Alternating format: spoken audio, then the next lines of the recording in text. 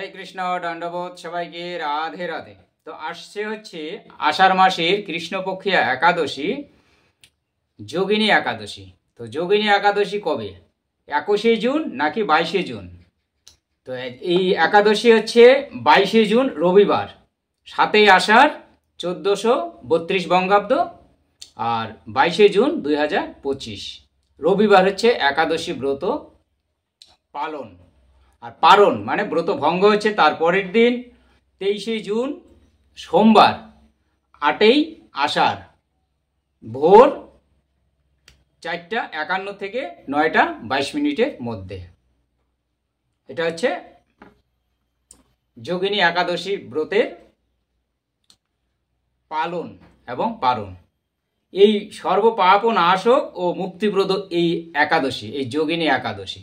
তো আশা করি আপনারা সবাই একাদশী ব্রত পালন করবেন এবং নিকট আত্মীয় স্বজন সবাইকে একাদশী ব্রত করার আগ্রহ প্রকাশ করবেন। এই একাদশী কি করে পালন করবেন, একাদশীতে আমাদের কি কর্তব্য, একাদশীর পালন মন্ত্র, সংকল্প মন্ত্র এবং একাদশীর বিভিন্ন স্থানের পালনের সময়সূচি আমি এই ভিডিওতে প্রদান করব, আপনারা দেখতে থাকুন। আর আপনাদের কাছে অনুরোধ, যদি আপনারা আমার চ্যানেলে নতুন হয়ে থাকেন তো চ্যানেলটা সাবস্ক্রাইব করবেন, এবং যদি ফেসবুক পেজে দেখে থাকেন তো পেজটি ফলো করবেন, লাইক করবেন এবং কমেন্ট করে জানাবেন। আপনাদের যদি কোনো কিছু জানার থাকে তো কমেন্ট করবেন, আমি যথারীতি উত্তর দেওয়ার চেষ্টা করব। তো এই যোগিনী একাদশী আপনারা কি করবেন, একাদশীর আগের দিন আপনারা নিরামিষ আহার গ্রহণ করবেন। যদিও নিরামিষ কোনো একটা শব্দ নয়, নিরামিষ বলতে পৃথিবীতে কিচ্ছু নেই। সাত্ত্বিক, রাজসিক এবং তামসিক আহার, এই তিনটে আহার সম্বন্ধে আমার জ্ঞাত আছে, কিন্তু নিরামিষ আহার বলে কোনো আমি গ্রন্থে পাইনি এ পর্যন্ত।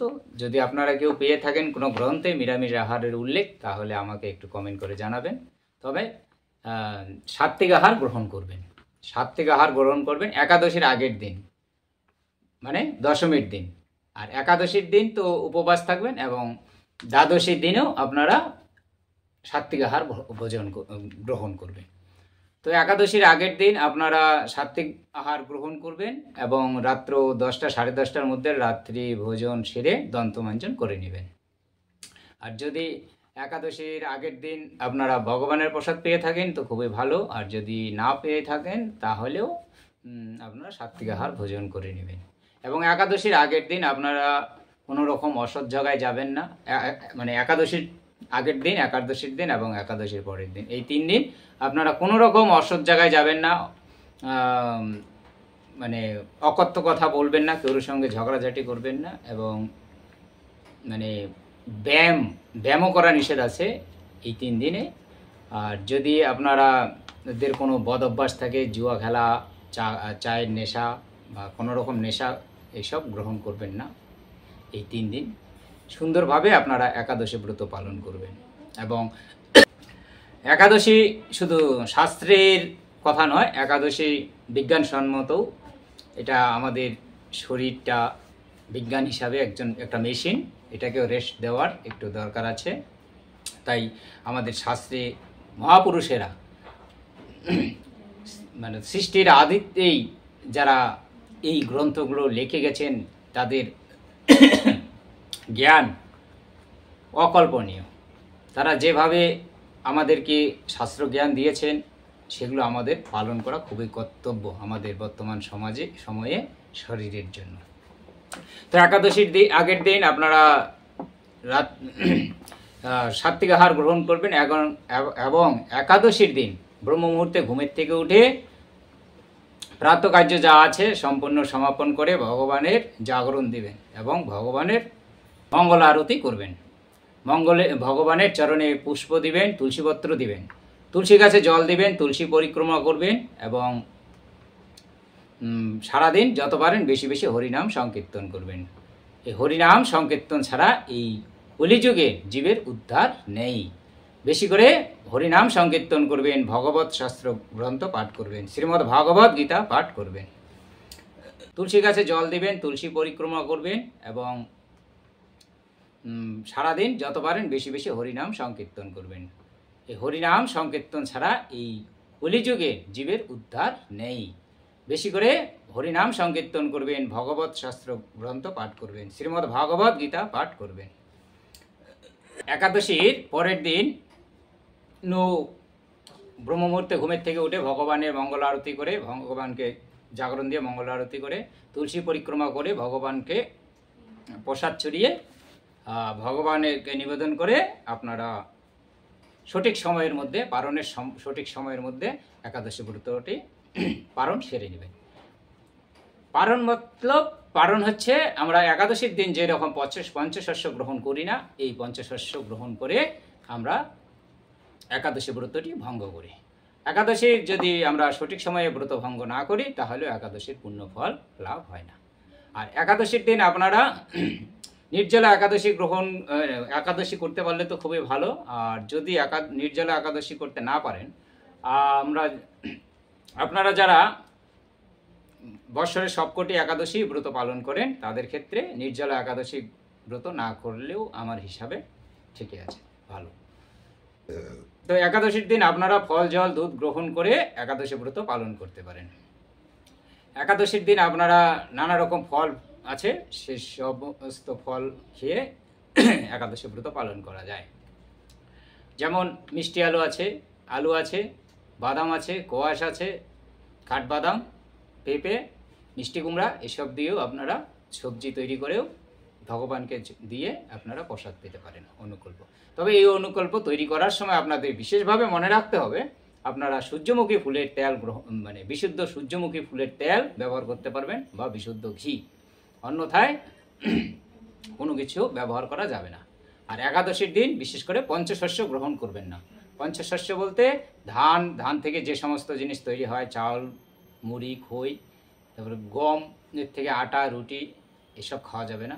এরকম ধান, গম, ভুট্টা, জব, ডাল, সরিষা, এরকম পঞ্চশস্য গ্রহণ করা যাবে না একাদশীর দিন। একাদশীর অনেক কটা ভিডিও আমার দেওয়া আছে, তো ওইখানেও বিস্তারিত জেনে নিতে পারবেন। তো একাদশীর যোগিনী একাদশীর এখন ব্রত মাহাত্ম্য কথাটা শ্রবণ করে নেওয়া যাক। মহারাজ যুধিষ্ঠির বলিলেন, হে বাসুদেব, আষাঢ় মাসে কৃষ্ণপক্ষে একাদশীর মহত্ব কৃপাপূর্বক বর্ণন করুন। শ্রীকৃষ্ণ বলিলেন, হে যাজন, সর্বপাপ নাশক ও মুক্তিপ্রদ এই উত্তম ব্রতের কথা বলিতেছি, শ্রবণ করুন। আষাঢ় মাসে কৃষ্ণপক্ষে একাদশী যোগিনী নামে খ্যাত, মহাপাতক নাশিনী এই তিথি ভবসাগরে পতিত মানবগণের উদ্ধারের একমাত্র নৌকা স্বরূপ এবং ব্রত পালনকারীগণের পক্ষে সর্বশ্রেষ্ঠ ব্রত বলিয়া প্রসিদ্ধ। এই প্রসঙ্গে তোমাকে এক পবিত্র পৌরাণিক কাহিনী বলিতেছি। অলকা নগরে শিবভক্ত পরায়ণ কুবের নামে এক নরপতি ছিলেন। তাহার হেমমালী নামে একজন পুষ্প চয়নকারী মালী ছিল। বিশালাক্ষী নামে সুন্দরী স্ত্রীর প্রতি ছিল তার অত্যন্ত আসক্ত। প্রত্যাহ শিব পূজার জন্য সে মানব সরোবর হইতে পুষ্প চয়ন করিয়া যক্ষরাজ কুবেরকে দিত। একদিন সে নিজ পত্নীর প্রতি কামাসক্ত হওয়ায় রাজভবনে গমন করিল না। বেলা দ্বিপ্রহর অতীত হইল, অর্চনের সময় উত্তীর্ণ হইতেছে। তখন রাজা ক্রুদ্ধ হইয়া মালীর বিলম্বের কারণ অনুসন্ধান করিবার জন্য এক দূত প্রেরণ করিলেন। দূত আসিয়া রাজাকে বলিল, সে গৃহে স্ত্রীর সহিত রমণ কার্যে মত্ত। কুবেরের দূত বাক্য শ্রবণ করিয়া অতিশয় রুষ্ট হইয়া তাহাকে আহ্বান করিলেন। মালী কুবেরের পূজার কাল অতীত হইয়াছে জানিয়া অত্যন্ত ভীত হইয়া স্নান না করিয়াই রাজার নিকট উপস্থিত হইল। তাহা দর্শন মাত্র রাজা ক্রোধ বশে চক্ষু রঞ্জিত অধর দেশ কম্পিত করিয়া বলিলেন, রে সুর অধম, পাপিষ্ঠ দুরাচার, তুই দেব পূজার পুষ্প আনয়নে অবজ্ঞা করিয়াছিস। সুতরাং শীঘ্রই পত্নী সহ স্বর্গ হইতে দূর হ এবং শ্বেত প্রভৃতি 18 প্রকার কুষ্ঠ রোগে দুঃসহ যন্ত্রণা ভোগ কর। কুবেরের এই অভিশাপে হেমমালী পত্নীর সহিত স্বর্গভ্রষ্ট হইয়া দীর্ঘকাল যাবৎ কুষ্ঠরোগ ভোগ করিতে লাগিল। রোগের যন্ত্রণায় কিবা দিন কিবা রাত্র কোনো সময় সুখ অনুভব করিত না। এইভাবে শীত গ্রীষ্মে উৎকট বেদনায় বহু কষ্টে জীবন যাপন করিতে লাগিল। কিন্তু দীর্ঘকাল যাবৎ মালী মহাদেবের অর্চন পুষ্প সংগ্রহের ফলে শাপগ্রস্ত হইয়া বৈষ্ণব প্রবর শিবের স্মরণ বিস্মৃত হইত না। একদিন মালী পত্নী সহ ভ্রমণ করিতে করিতে হিমালয় প্রদেশে শ্রী মার্কেন্ডেয় ঋষির আশ্রমে উপস্থিত হইল। কুষ্ঠ রোগ পীড়িত স্বপত্নী হেমমালিকে দর্শন করিয়া শ্রী মার্কেন্ডেয় তাহাকে জিজ্ঞাসা করিলেন, তুমি কাহার অভিশাপে এইরূপ নিন্দনীয় কুষ্ঠ রোগগ্রস্ত হইয়াছ? সে উত্তর দিল, হে মুনিবর, রাজা ধনত কুবেরের আমি ভৃত্য ছিলাম, নাম হেমমালি। আমি প্রত্যাহ মানব সরোবর হইতে পুষ্পচয়ন করিয়া শিব পূজার জন্য রাজাকে অর্পণ করিতাম। কিন্তু দুর্ভাগ্যক্রমে একদিন স্ত্রীর মনোরঞ্জন করিতে কামাসক্ত হওয়ায় সেই পুষ্প অর্পণে বিলম্ব হয়। তখন রাজার অভিশাপে এই রূপ দুর্দশাগ্রস্ত হইয়াছি। পরোপকার এই সাধুগণের স্বাভাবিক ধর্ম। হে ঋষিশ্রেষ্ঠ, আমাকে অত্যন্ত অপরাধী জ্ঞানে আমার প্রতি প্রসন্ন হউন। দয়াদ্র চিত্ত মার্কেন্ডেয় মুনি বলিলেন, হে মালিন, তোমার মঙ্গলের জন্য শুভ ফলপ্রদ এক ব্রতোপদেশ করিতেছি, শ্রবণ করো। আষাঢ় মাসের কৃষ্ণপক্ষিয়া যোগিনী নামক একাদশী ব্রত ভক্তি ভরে পালন করিয়াও এই ব্রত প্রভাবে সকল প্রকার কুষ্ঠবেদী হইতে মুক্ত হইবে। শ্রীকৃষ্ণ বলিলেন, ঋষির উপদেশ বাক্য শ্রবণ করিয়া মালি তাহাকে ষষ্ঠাঙ্গ দণ্ডবৎ প্রণাম করিল। পরে অত্যন্ত আনন্দ সহকারে ঋষির আদেশ অনুসারে নিষ্ঠার সহিত যোগিনী একাদশী ব্রত পালন করিলে হেমমালি সর্বপ্রকার রোগ মুক্ত হইল ও পত্নীর সহিত সুখে জীবন যাপন করিতে লাগিল। হে যুধিষ্ঠির, এইরূপ ব্রত প্রবাসের মাহাত্ম কীর্তন করিলাম। এই ব্রত পালনকারী 88 সহস্র ব্রাহ্মণ ভোজনের ফল প্রাপ্ত হইয়া থাকে। যে ব্যক্তি এই মহাপাপনাশিনী ও পুণ্য ফলদায়িকা যোগিনী একাদশীর কথা পাঠ এবং শ্রবণ করিবে, সে সর্বপাপ হইতে বিনিমুক্ত হইবে।